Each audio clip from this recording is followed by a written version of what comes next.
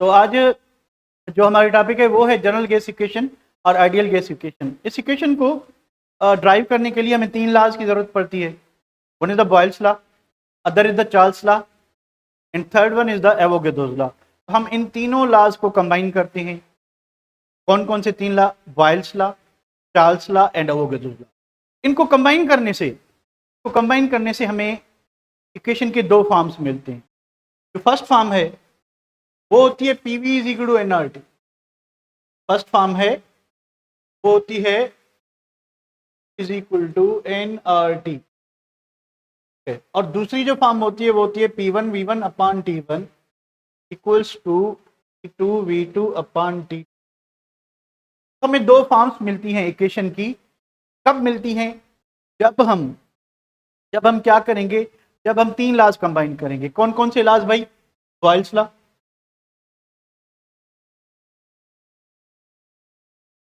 के बाद Charles law, के बाद नंबर थर्ड पे एवोगैड्रोस।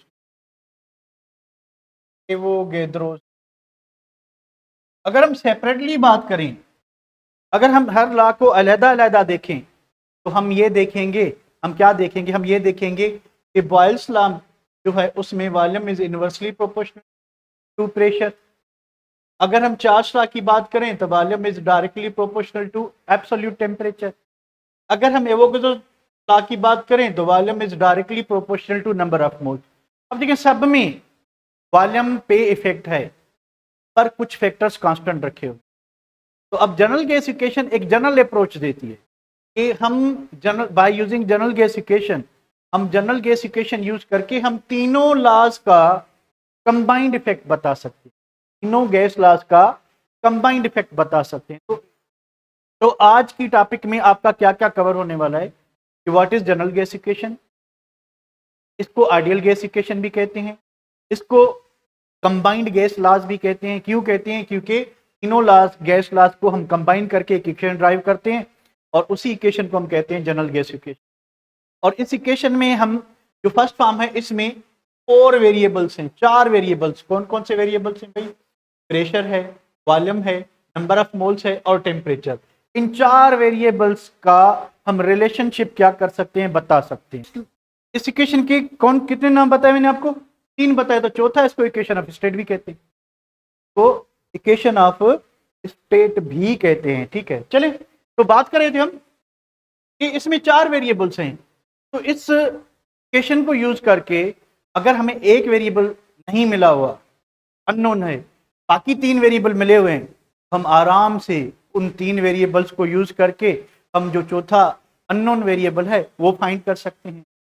यानी आप कंबाइंड इफेक्ट बता सकते हो इन सब लॉज का। इस वजह से इस इक्वेशन को हम क्या कहते हैं? कंबाइंड गैस लॉज कहते हैं। अगर सेकंड फॉर्म आप इक्वेशन को यूज करते हैं यानी इसमें तीनों लॉज मौजूद हैं, Boyle's law, Charles law, Avogadro's law. इसमें दो लॉज इन्वॉल्व हैं, Boyle's law and Charles law. तो अगर आपको खाली एवोगैड्रोस लॉ को नहीं, उसका इफेक्ट नहीं देखना, आप नंबर ऑफ मोल्स कांस्टेंट रखते हो, तो फिर आप जो है second form of general gas equation use करोगे। और ये इक्वेशन हमें क्या गाइड कर रही है, क्या बता रही है?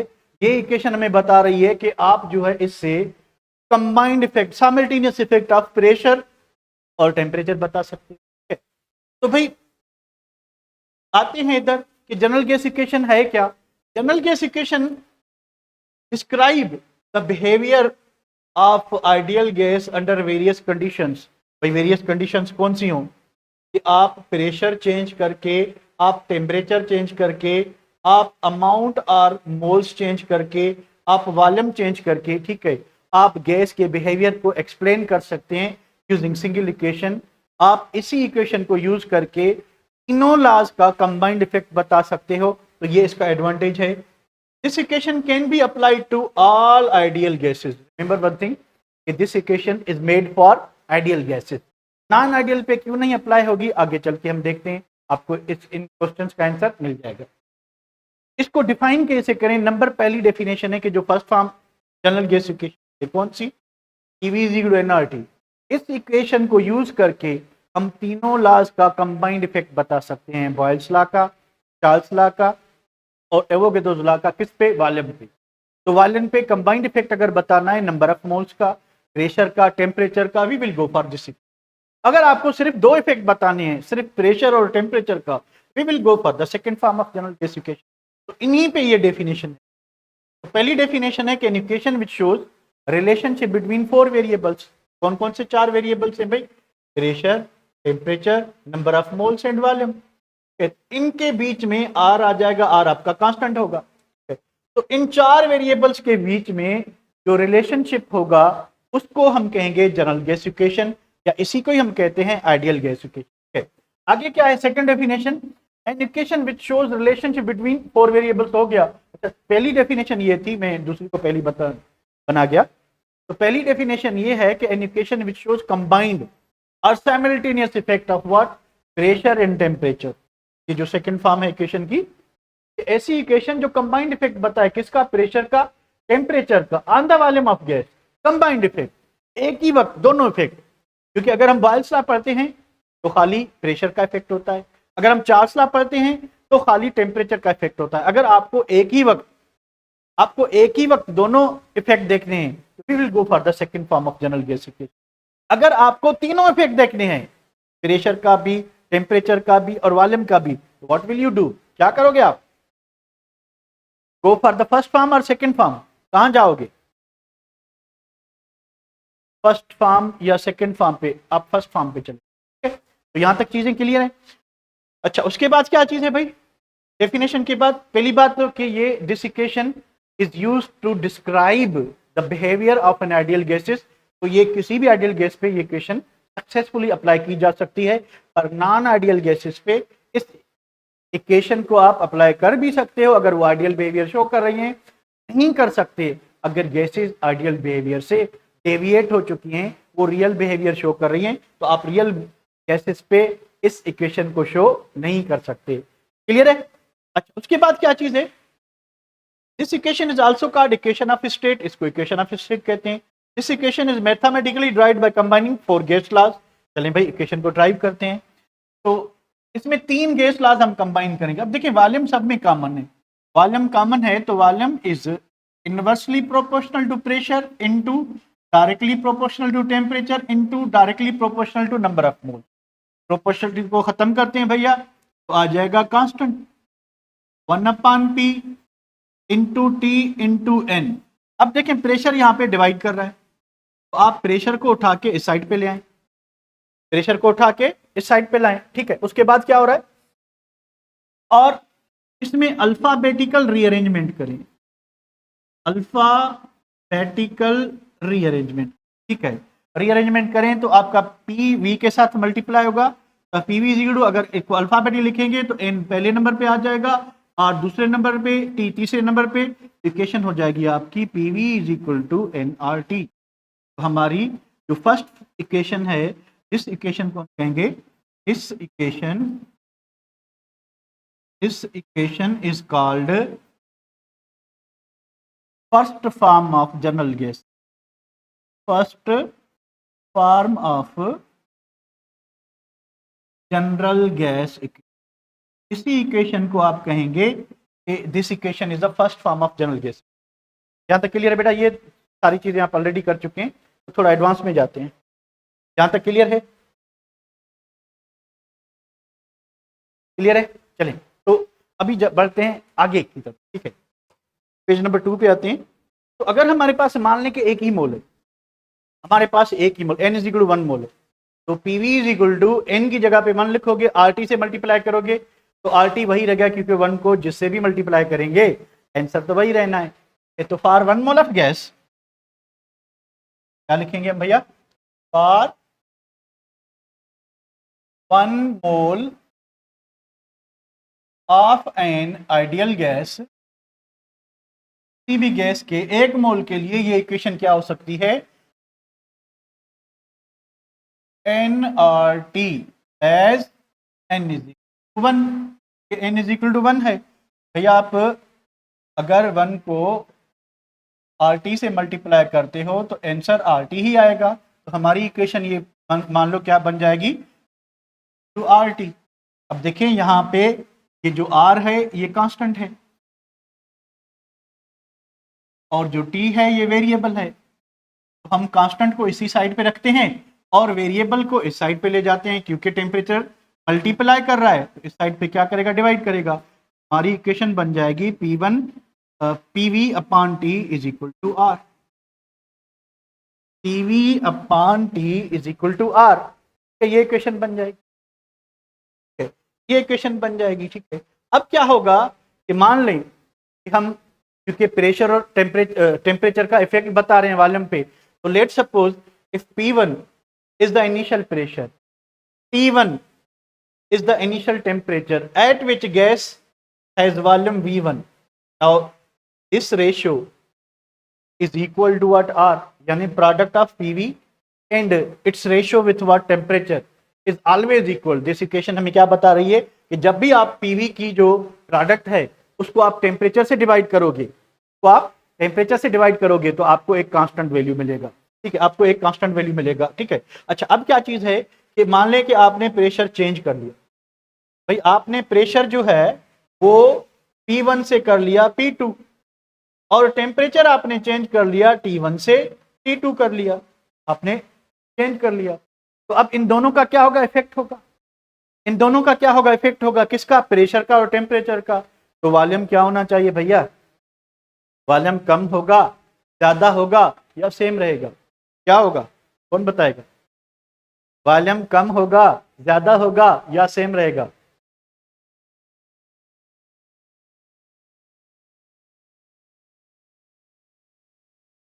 सेम रहेगा।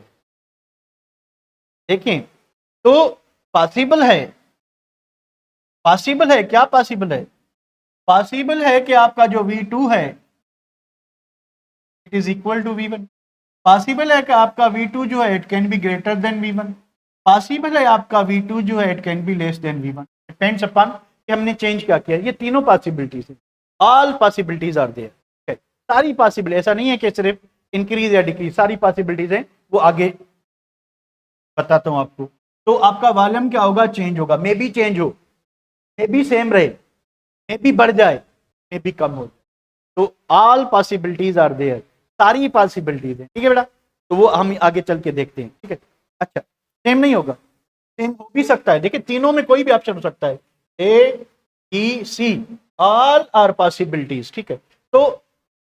तो भाई ये चेंज हो गया, ठीक है। तो अब ये भी जो रेशियो है, ये जो रेशियो है ये भी बराबर होगा किसके, ये रेशियो भी आर के बराबर होगा, भाई आर आर को खा गया, बाकी क्या रह गया, T1 1 upon T1 is to 2V2 upon T2. This equation is the second form of general gas. तो ये जो इक्वेशन है भैया, ये second form of general gas equation है। इस इक्वेशन से आप जो है क्या कर सकते हो, क्या कर सकते हो आप, चश्मा लगा लो भाई, नहीं नजर आ रहा, चश्मा लगा दें, चश्मा चश्मा चश्मा, गिलास जो होता है लगाया जाता बड़ा वाला। तो इसको आप second form of general gas equation, यहाँ तक क्लियर है बेटा, यहाँ तक क्लियर है, आगे बाद में बढ़ते हैं। पर्पल कहाँ से लाऊं, क्लियर है, ठीक है, ओके ओके ओके, चलिए बढ़ते हैं आगे। पर्पल है क्या इसमें, पर्पल की चॉइस है क्या, किधर है, भेज द पर्पल, थोड़ा सा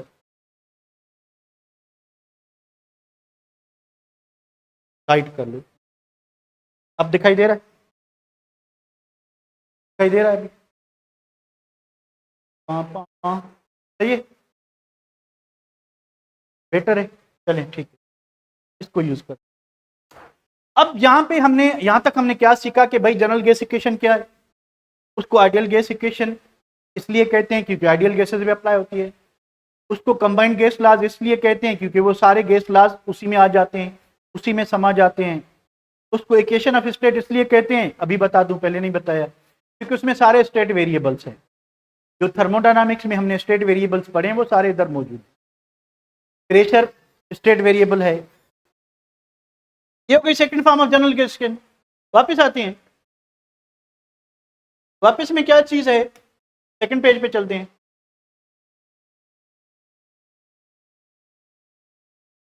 सर मां क्लास बढ़ाना this all classes all gases have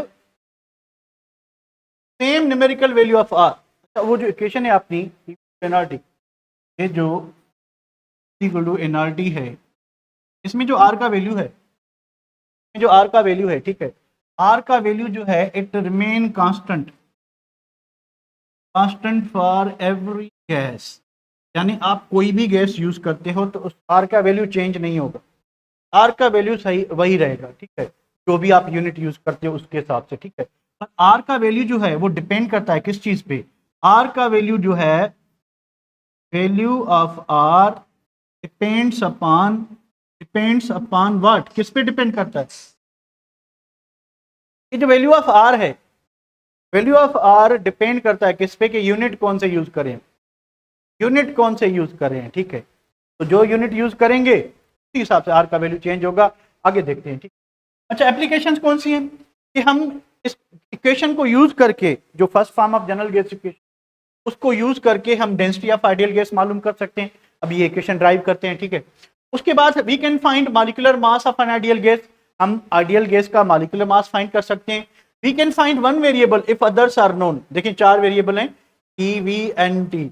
अगर कोई भी एक नहीं मिला हुआ, फॉर एग्जाम्पल आपको एन का वैल्यू मालूम करना है और आपको प्रेशर मिला हुआ है, वॉल्यूम मिला हुआ है, टेम्परेचर मिला हुआ है, तो यूजिंग आर विथ दीज हम ये अननोन वेरिएबल मालूम कर सकते हैं। ये अननोन जो आपका वैल्यू है वो मालूम कर सकते हैं, ठीक है बेटा। चलें आगे बढ़ते हैं।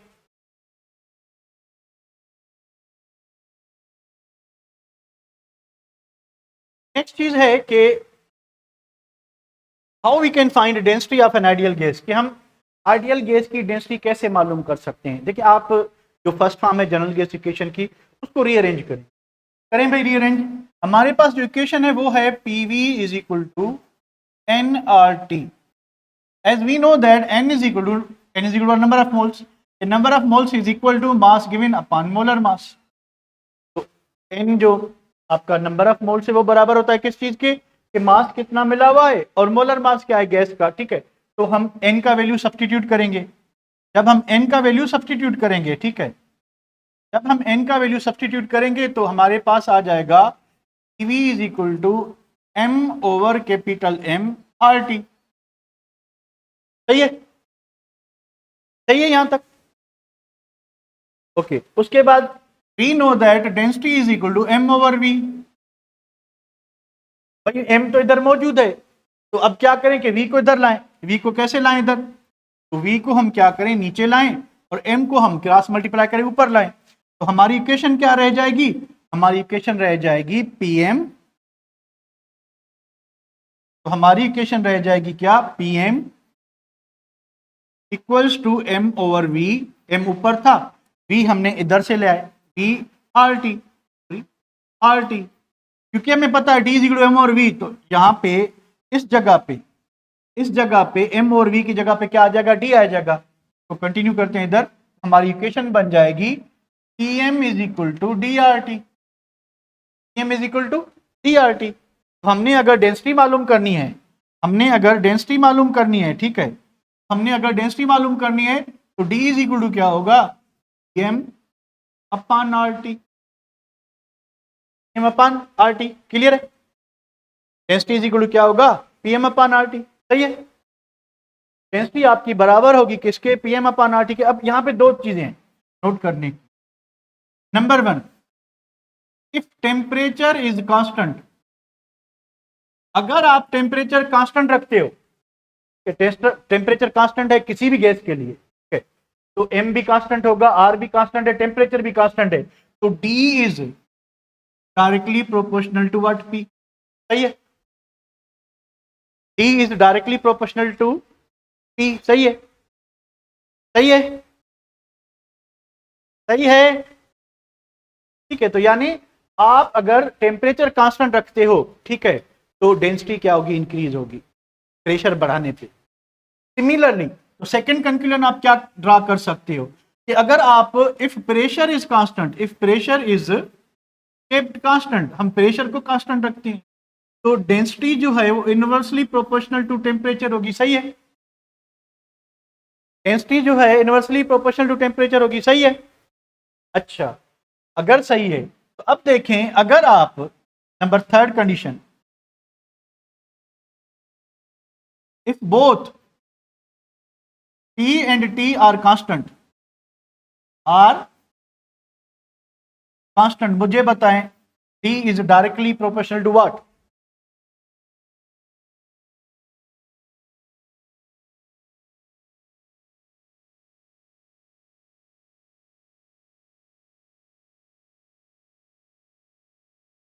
Molecular mass. तो अब इन तीन कंडीशन पे एक दो क्वेश्चन कर लेते हैं, ठीक है, आए।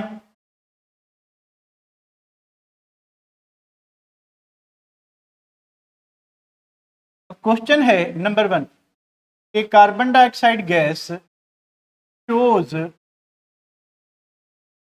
Maximum density at A, B, C and D. A आपका ऑप्शन है कि 0 degree centigrade and 0.5 ATM। B आपका है 273 के एंड 1 ATM। सी आपका है 273 के एंड 2 ATM। फिर है आपका 546 के एंड 2 ATM। क्या आंसर होना चाहिए? थोड़ा सा पीछे अगर जाएं, कंडीशंस देखे बताएं क्या आंसर होना चाहिए। कंडीशंस को यूज करके बताएं क्या आंसर होना चाहिए। देखिए कंडीशन क्या थी, कंडीशन भैया ये थी कि density is directly proportional to pressure, density is inversely proportional to temperature. यानी प्रेशर क्या होना चाहिए, हाई, टेम्परेचर क्या होना चाहिए, लो। बस ये हिंट है आपकी, ये ट्रिक है। ये ट्रिक यूज करेंगे, क्या ट्रिक यूज करेंगे कि ऐसा ऑप्शन ढूंढें जिसमें टेम्परेचर कम हो, प्रेशर ज्यादा हो। प्रेशर क्या हो, ज्यादा, तो आपका आंसर क्या होगा ये। यहाँ पे क्योंकि टेम्परेचर ज्यादा है तो टेम्परेचर ज्यादा होने की वजह से क्या हो जाएगी, डेंसिटी आपकी कम हो जाएगी। क्लियर है बेटा? Clear? Clear?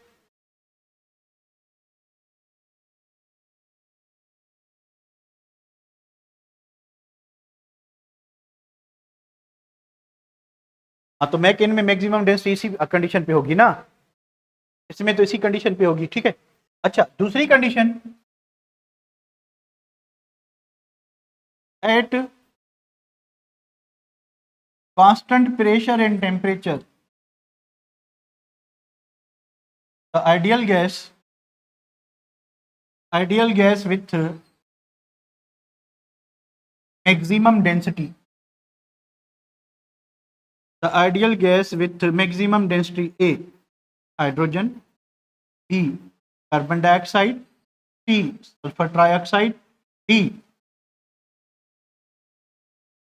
all have equal density। ये सभी हमने general gas equation PV = nRT से ही क्या करें हैं, मालूम करें हैं, तो इसलिए इन सब की जो डेंसिटी है वो सेम होनी चाहिए। क्या होना चाहिए बताएं?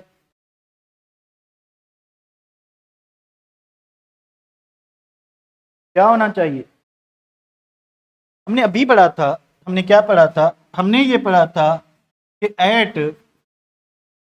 Eight constant pressure and temperature, अगर हम प्रेशर और टेम्परेचर कांस्टेंट रखते हैं, density is directly proportional to molecular mass.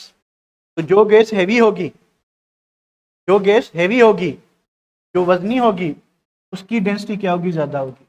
तो डेंसिटी जो है मोस्ट डेंस कौन सी होगी आपकी, होगा। क्लियर है ये बात भी? तो डेंसिटी पे प्रेशर का इफेक्ट क्या होगा, टेम्परेचर का इफेक्ट क्या होगा, मॉलिक्यूलर मास का इफेक्ट क्या होगा, आपको पता चल गया।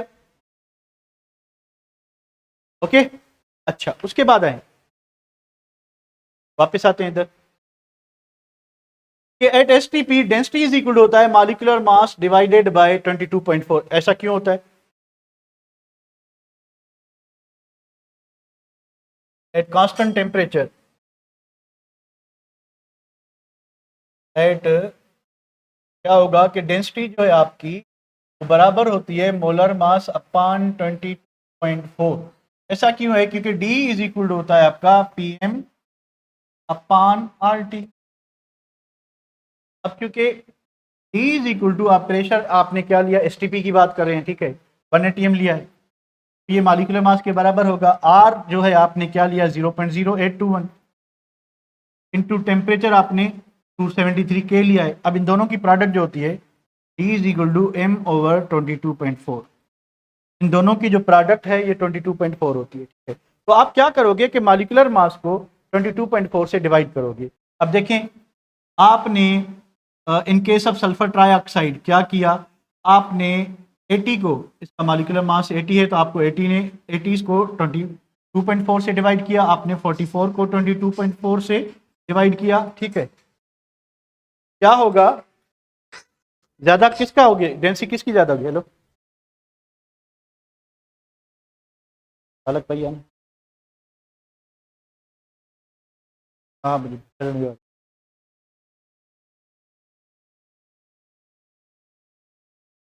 तो किसकी डेंसिटी ज्यादा होगी? सल्फर ट्राइऑक्साइड की ज्यादा होगी, क्योंकि नीचे जो डिनोमिनेटर है वो तो कांस्टेंट है, ऊपर जिसका मॉलिक्यूलर मास ज्यादा होगा, क्योंकि density is directly proportional molecular mass, जिसका ज्यादा होगा वो गैस डेंस होगी। क्लियर है बेटा? क्लियर है? कहाँ है? क्लियर है? ठीक है।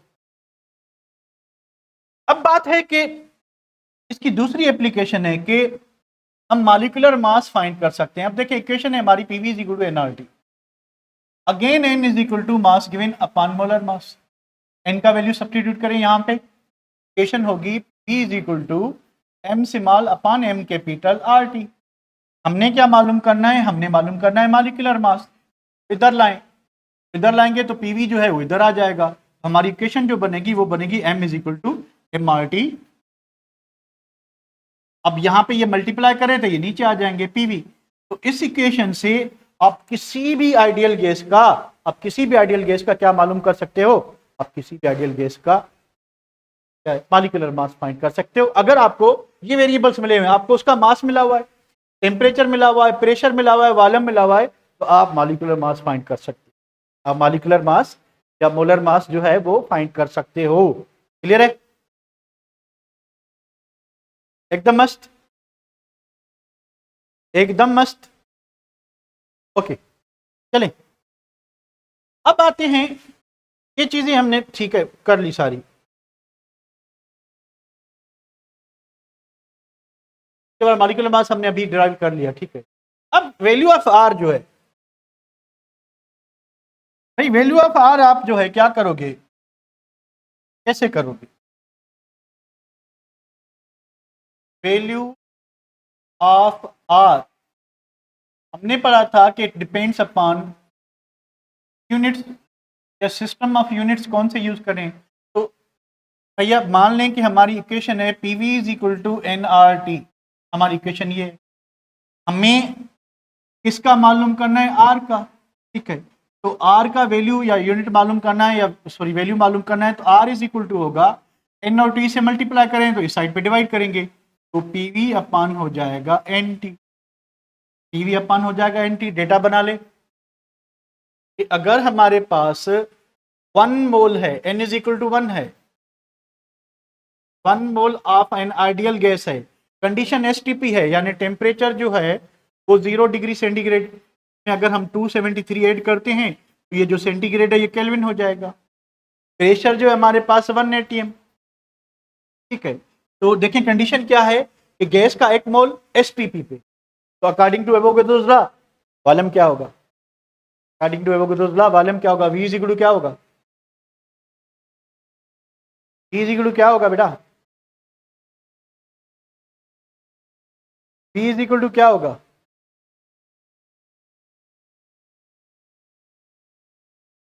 वी इज इक्वल टू होगा आपका 22.4 डीएम क्यू। अब आर का वैल्यू आपने मालूम करना है, तो इधर प्रेशर, वॉल्यूम, नंबर ऑफ मोल और इसका वैल्यू पुट करेंगे, ठीक है। करते हैं वैल्यू पुट, वैल्यू पुट करते हैं तो आर इज इक्वल टू होगा, आर इज इक्वल टू क्या होगा? Pressure 1 atm, volume 22.4 DM cube, data से लिया हमने, डिवाइडेड बाय एन 1 मोल, और टेम्परेचर आपका 273 केल्विन, टेम्परेचर 273 केल्विन, 1 मोल 1 एटीएम 22.4 आ गया यूनिट। ठीक है, अब देखिए कोई कैंसिल तो नहीं हो रहा, कोई भी ऐसा यूनिट नहीं है जो ऊपर हो और नीचे भी हो तो कैंसिल हो सके, कोई कैंसिल नहीं होता। तो डायरेक्ट हम वैल्यू निकालेंगे, इसको डिवाइड करेंगे 0.0821 यूनिट क्या रहेगा, एटीएम, टीएम क्यूब, मोल इनवर्स, केल्विन। सर 1:30 बजे है पीरियड, 12:30 पीरियड है, गलत बेल नहीं। तो एटीएम, मोल इनवर्स और केल्विन इनवर्स इसका क्या होगा,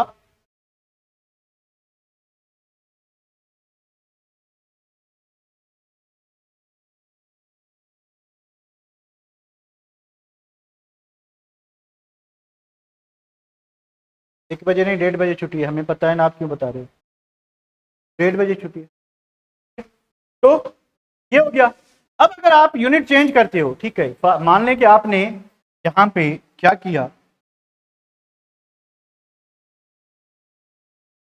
भाई, आप यूनिट जो है एटीएम की जगह पे आपने प्रेशर जो है वो किस में यूज किया, इन न्यूटन पर मीटर, न्यूटन पर मीटर स्क्वायर, और आपने वॉल्यूम यूज किया मीटर क्यूब, यानी ऐसा यूनिट यूज किया। तो आर का जो वैल्यू हो जाएगा वो हो जाएगा 8.314। तो भाई आपको पता है कि जो प्रेशर है 1 एटीएम में कितना होता है, 101325 न्यूटन पर मीटर स्क्वायर, आप ये रखोगे, और वॉल्यूम कितना होता है 0.0224 मीटर क्यूब। अब P और V इस तरह से रखेंगे तो आपका R का वैल्यू आएगा 8.314, 8.314। तो यूनिट क्या आएगा, यूनिट आप जब कैंसिल करोगे तो आपको मिलेगा newton metre mole inverse kelvin, ये यूनिट आएगा। वी नो दैट, हमको क्या पता है, हमें क्या मालूम है कि 1 newton metre equals to 1 joule, equals to 1 joule, कि 1 न्यूटन मीटर बराबर है 1 जूल के। तो भाई आर का यूनिट क्या होगा, आर इज इक्वल टू होगा 8.314 joule mole inverse kelvin inverse. तो आप इसी जगह पे आर को डिफाइन कैसे कर सकते हैं, फ्रॉम इस इक्वेशन कह लें और वैल्यू कह लें,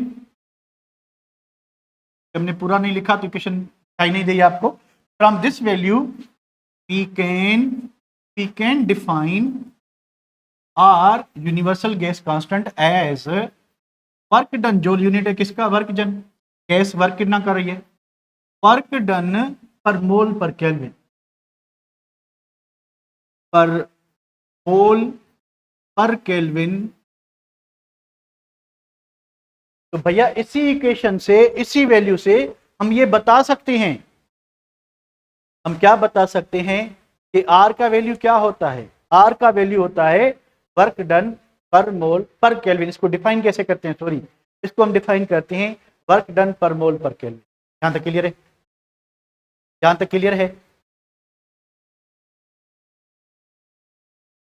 तो अगर आप इस जोल को आप आर का वैल्यू अर्क्स में मालूम करना चाहते हो तो क्या करोगे, 8.314 इंटू क्या करोगे, 10⁻7 करोगे, अर्क्स में क्या करोगे, 10⁻7 करोगे, यस और नो, यस, ओके। तो अगर मान लें कि हमने प्रेशर जो है वो लिया है टार में, हमने प्रेशर किस में लिया है, टार में, और वॉल्यूम जो है आपका वो डीएम क्यूब में है, तो आर का वैल्यू क्या रहेगा, आर का वैल्यू हो जाएगा 62.4। प्रेशर हमने किस में लिया, टार में, टार के बाद प्रेशर हमने किस में लिया, डीएम क्यूब में, तो मोल इनवर्स एंड केल्विन। अगर प्रेशर आप टार में ही रखते हो, ठीक है, एंड वॉल्यूम जो आप सीएम क्यूब लेते हो, तो we know that 1 dm cube is equal to 1000, तो 1000 से मल्टीप्लाई करेंगे तो आर का वैल्यू चेंज हो जाएगा कितना, 62,400 क्या हो जाएगा, अब टार तो रहेगा ही रहेगा, टार डीएमक्यू की जगह के क्या आ गया, CMQ whole inverse and kelvin, whole inverse and kelvin. Clear है बेटा, clear. Prakash clear, clear, everything is clear, कोई प्रॉब्लम? बढ़े आगे, पापा बढ़े, चले भी आगे क्या है देखते हैं। ये सारा अच्छा, कैलोरीज में अगर आपने मालूम करना हो, कैलोरीज में तो यहां से जोल वाले वैल्यू को क्या करोगे, we know that 1 calorie equals to 4.18 joule, तो 1 जोल इज इक्वल टू 0.28 कैलोरीज। तो आप इस वैल्यू को 0.28 से मल्टीप्लाई कर दें तो R इज इक्वल टू होगा 8.314 इंटू 0.28, ठीक है। तो ये बराबर होगा किसके, 1.987, which is approximately equal to what, 2 calories. Calories उसके बाद क्या चीज है, whole inverse kelvin. Clear, all clear. तो we explain the different aspects of this and we did it, ठीक है। चले उसके बाद अब वापस आते हैं हमारे लिए और क्या चीज है। अब है कि what is the difference between ideal gas and non ideal gas. देखिए, what is an ideal gas, ऐसी गैस जिसके बिहेवियर को, ऐसी गैस जिसके बिहेवियर को हम कंप्लीटली कंप्लीटली एक्सप्लेन कर सकें on the basis of postulates of kinetic molecular theory. अगर हम किसी भी गैस को कंप्लीटली एक्सप्लेन कर सकते हैं on the basis of postulates of kinetic molecular theory, तो हम उसको आइडियल गैस कहें। या ऐसी कोई भी गैस जो हर प्रेशर पे, हर टेम्परेचर पे गैस लॉज को, gas laws means PV is equal to nRT equation, इस इक्वेशन को हर प्रेशर पे, हर टेम्परेचर पे फॉलो करती है, उसको हम कहेंगे आइडियल गैस। ऐसी गैस जो काइनेटिक मॉलिक्यूलर थ्योरी में मौजूद दो पोस्टुलेट जो गलत हैं उनको फॉलो करे, उनको उस गैस पे अप्लाई हो सके, उसको भी हम आइडियल गैस कहेंगे। तो दो फॉल्टी अजम्पशंस थे काइनेटिक मॉलिक्यूलर थ्योरी में जो रियल गैसेस पे अप्लाई नहीं होते। कौन कौन से, एक तो उसके मॉलिक्यूल एक दूसरे को अट्रैक्ट नहीं करते, रियल गैस के मॉलिक्यूल अट्रैक्ट करते हैं, आइडियल गैस के मॉलिक्यूल अट्रैक्ट नहीं करते। दूसरा निग्लिजिबल वॉल्यूम वाला, दूसरा क्या था, निग्लिजिबल वॉल्यूम वाला, ठीक है। तो वॉल्यूम निग्लिजिबल नहीं रहता गैस का, जब हम प्रेशर बढ़ाएंगे, जब हम प्रेशर बढ़ा के टेम्परेचर कम करेंगे तो अट्रैक्टिव फोर्स भी होती है। तो पहली बात कि ideal gases obey gas laws at all conditions of pressure and temperature. अगर मैं इसको दूसरे वर्ड्स में कहूं तो ऐसी गैस जो काइनेटिक मॉलिक्यूलर थ्योरी के हर पोस्टुलेट को माने at every condition of pressure and temperature को हम आइडियल गैस कहेंगे। पर देखा यह गया कि कोई भी ऐसी गैस एग्जिस्ट ही नहीं करती, कोई भी ऐसी गैस एग्जिस्ट ही नहीं करती, कोई भी ऐसी गैस एग्जिस्ट ही नहीं करती जिसका वॉल्यूम निग्लिजिबल हो, जिसके मॉलिक्यूल एक दूसरे को अट्रैक्ट ना करें। ऐसी कोई इक्वेशन है ही नहीं जो हर प्रेशर और हर टेम्परेचर पे पीवी इक्वल टू एनआरटी को फॉलो करे। ऐसी कोई इक्वेशन नहीं है जो काइनेटिक मॉलिक्यूलर थ्योरी के सब पोस्टुलेट को क्या करे, माने, ओबे करे। ऐसी कोई इक्वेशन नहीं है। मतलब क्या हुआ कि ऑल गैसेस आर रियल और non ideal gases, all gases are real और नॉन आइडियल गैसेस। अब गैसेस सारी रियल हैं, गैसेस सारी क्या है, रियल है। तो भाई फिर आइडियल क्या चीज होती है, ये क्या फिल्म है, आइडियल होता है बिहेवियर। तो कौन सी कंडीशन है जहां पे गैसेस जो हैं वो आइडियल बिहेवियर शो करती हैं, ये कंडीशन होती है प्रेशर और टेम्परेचर की। अगर आप प्रेशर बढ़ाते हो, हाई प्रेशर करते हो और टेम्परेचर कम करते हो, तो हाई प्रेशर में क्या होगा, हाई प्रेशर में ये होगा कि मॉलिक्यूल एक दूसरे के नजदीक आ जाएंगे, सही।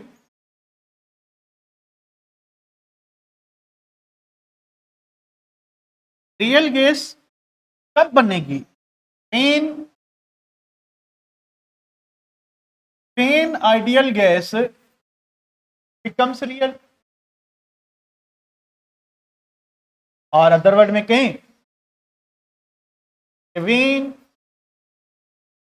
ideal gas deviates from ideal behavior, deviates from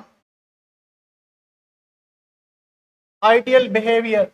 कोई भी गैस आइडियल तो होती नहीं, तो भाई फिर ये आइडियल चीज क्या है, फिल्म क्या है?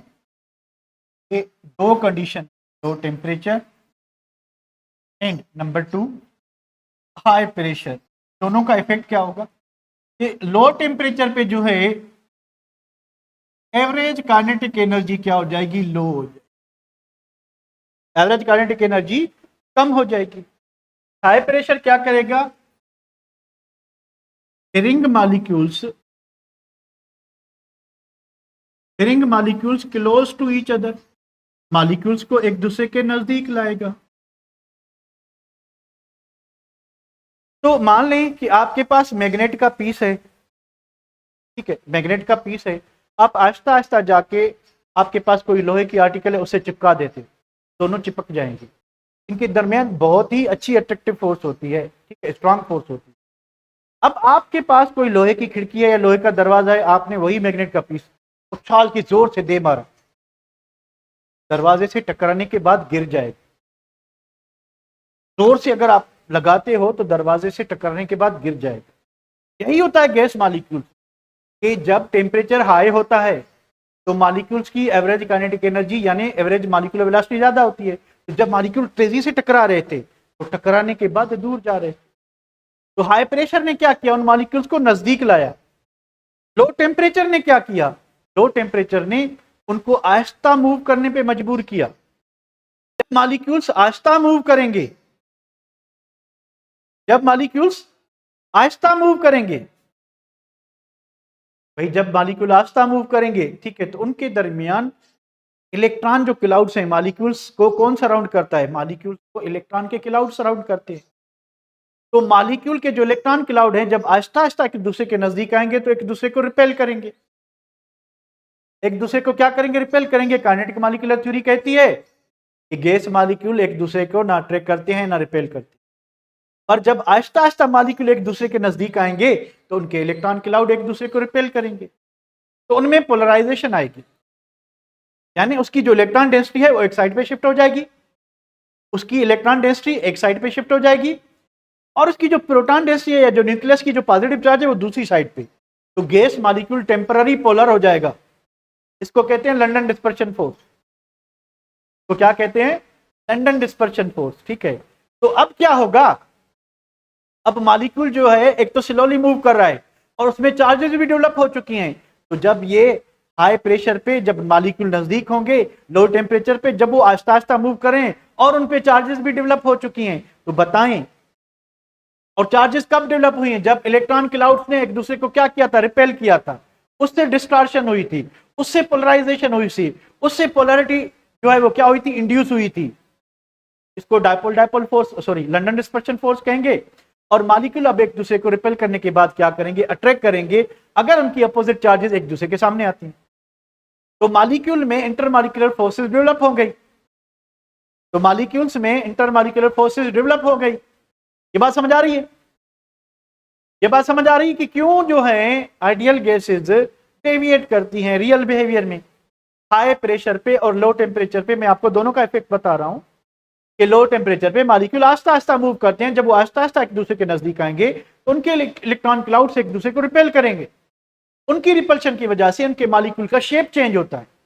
नेगेटिव चार्ज एक साइड पे स्प्रेड हो जाती है, पॉजिटिव चार्ज एक साइड पे स्प्रेड हो जाती है। उससे मॉलिक्यूल में पोलैरिटी डेवलप होती है। और क्योंकि वो अब आहिस्ता आहिस्ता मूव करें तो एक दूसरे को अट्रैक्ट भी करते हैं और रिपेल भी करते हैं। क्या ये काइनेटिक मॉलिक्यूलर थ्योरी में का ये पॉसिबिलिटी नहीं था कि मॉलिक्यूल जो हैं वो एक दूसरे को ना अट्रैक्ट करते हैं ना रिपेल करते हैं? ऐसी मैंने अभी दोबारा रिपीट कर लिया आपके कहने के बगैर। तो क्या काइनेटिक मॉलिक्यूलर थ्योरी यही कहती है ना कि आइडियल गैस के मॉलिक्यूल ना अट्रैक्ट करते हैं ना रिपेल करते हैं? पर हमने क्या देखा? हर गैस जो है, हर गैस हाई प्रेशर पे और लो टेम्परेचर पे उसके मॉलिक्यूल एक दूसरे को अट्रैक्ट भी करते हैं, रिपेल भी करते हैं। तो मुझे बताएं, जब मॉलिक्यूल अट्रैक्ट भी करेंगे, जब मॉलिक्यूल रिपेल भी करेंगे, तो क्या इनका कुलियन इफेक्ट इलास्टिक होगा या इनइलास्टिक होगा? इलास्टिक होगा या इनइलास्टिक होगा, क्या होगा? इनइलास्टिक। कूलियन क्या होगा? इनइलास्टिक होगा। तो ये कुछ फॉल्टी अजम्पशन से काइनेटिक मॉलिक्यूलर थ्योरी में, इसी वजह से ये जो कॉन्सेप्ट ऑफ आइडियल गैस था वो थोड़ा जो है पीछे रह गया। If otherwise kinetic molecular theory में इन दो पोस्टुलेट के अलावा बाकी जितने भी पोस्टुलेट हैं वो आइडियल गैसेस पे भी अप्लाई होते हैं और रियल गैसेस पे भी अप्लाई होते हैं। अब रियल गैसेस अप्रोच कब करेगी, वो आइडियल बिहेवियर कब शो करेगी? जब आप टेम्परेचर हाई रखोगे, प्रेशर लो रखोगे। क्लियर है? यहां तक क्लियर है? क्लियर है?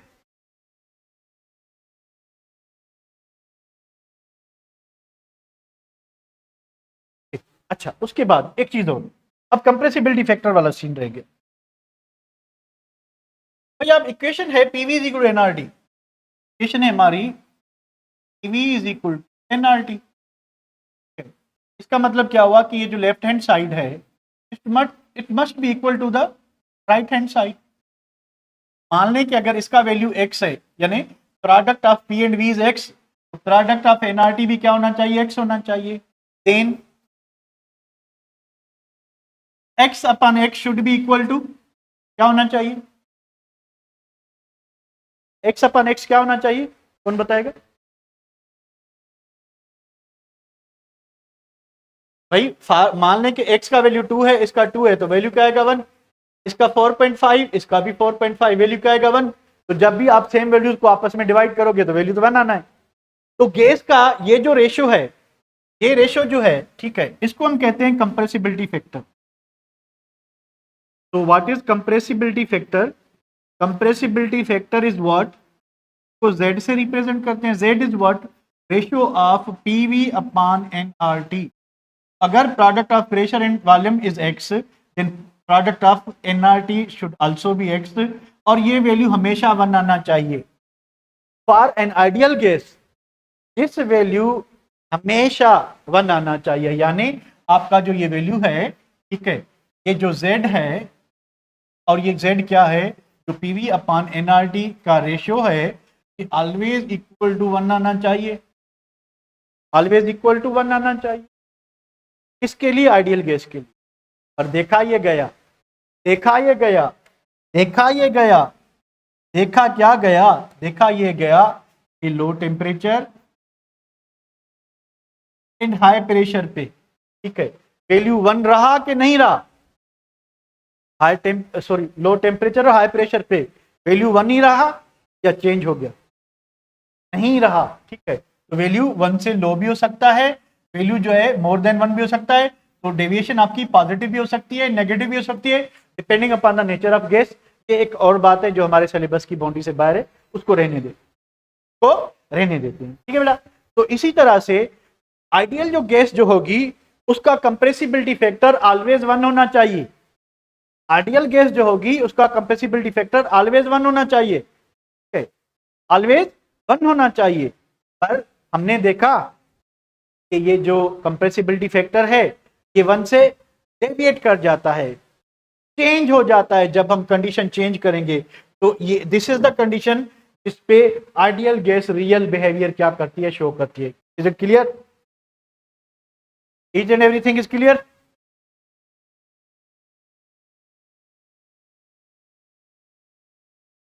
कोई डाउट? कोई डाउट बेटा? सब कुछ क्लियर? हम 4-5 एमसीक्यूज कर लें।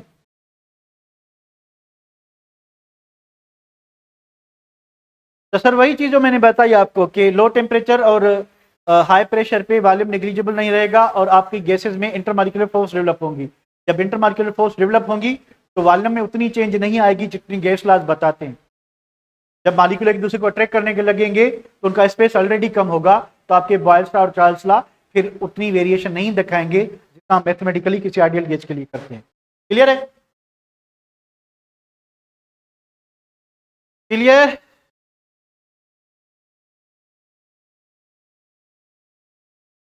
चलिए एक दो क्वेश्चंस करते हैं।